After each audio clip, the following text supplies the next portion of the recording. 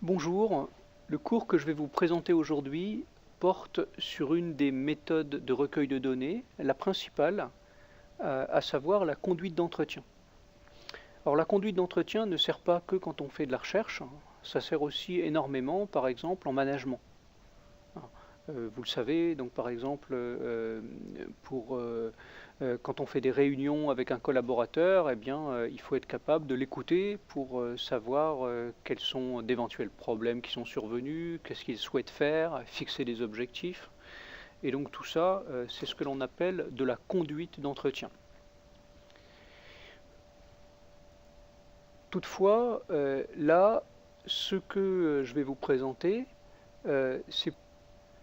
Alors, déjà un petit rappel, dans la série des cours de ce master recherche, je vous ai présenté 4 grandes familles de démarches et de méthodes de collecte de données. Donc la première, c'est les entretiens, c'est celle dont on va parler maintenant. La deuxième, c'est l'utilisation de questionnaires. Donc vous avez vu que la vidéo à ce sujet, donc qui explique des éléments divers, comment est-ce qu'on fait pour concevoir les questions, comment est-ce qu'on fait pour former les enquêteurs, qu'est-ce que c'est que la méthode des quotas, quelles sont les grandes étapes. Troisième grande famille, c'est ce que l'on appelle l'utilisation de données secondaires.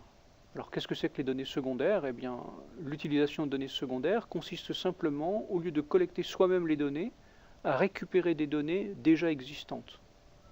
Et bien sûr, l'avantage de l'utilisation de données secondaires, c'est que c'est toujours beaucoup plus économique que de faire la collecte soi-même. Et enfin, il y a une troisième méthode de collecte, ou plutôt une troisième famille de démarches, que l'on appelle l'observation directe.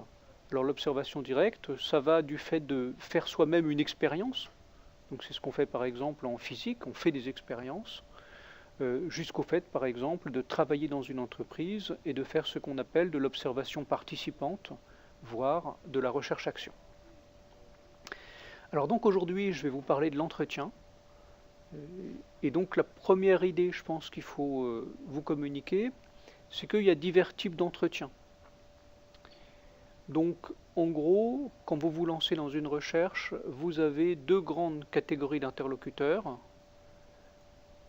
La première, ce sont les gens qui sont des spécialistes du domaine sur lequel vous travaillez. Et donc, en général, on interroge des gens comme ça quand on est en phase de début d'une recherche. On va typiquement rencontrer des gens qui sont spécialistes du sujet et puis discuter un peu avec eux pour cadrer le sujet. Alors vous le voyez, l'idée, bien entendu, c'est de rencontrer ces gens-là parce qu'ils font gagner énormément de temps quand on est au début d'une étude. Ce sont des gens qui ont de l'expérience, et donc quand on les voit, on leur dit voilà, je voudrais faire une recherche sur tel sujet, j'ai décidé de suivre telle et telle piste, qu'en pensez-vous? Comment est-ce que vous feriez, etc. Et puis, on a une deuxième catégorie d'interlocuteurs. Cette deuxième catégorie d'interlocuteurs, c'est les répondants normaux, entre guillemets. Donc c'est les gens que vous interrogez quand vous faites une étude marketing, vous allez interroger les gens dans un centre commercial. Quand vous êtes en entreprise, vous interrogez diverses catégories de salariés, etc. Là, le jeu est différent, c'est-à-dire que quand vous travaillez avec des répondants normaux, entre guillemets, votre travail, et j'y reviendrai en conclusion, consiste à éviter à tout prix d'induire des réponses dans les questions que vous posez. Sinon, bien sûr, vous avez un biais méthodologique majeur, c'est que les gens vont répondre pour vous faire plaisir, et donc à partir de ce moment-là, votre entretien aura fort peu de valeur en termes de recherche. Après cette petite introduction, je vais vous proposer de passer au chapitre 1. Donc le chapitre 1 a pour but de présenter les grandes caractéristiques de l'entretien. Donc je vous présenterai rapidement les étapes et les caractéristiques de l'entretien, notamment ce qui le différencie des autres méthodes de collecte de données. Le fait qu'il y ait une relation proche entre le questionneur et le répondant.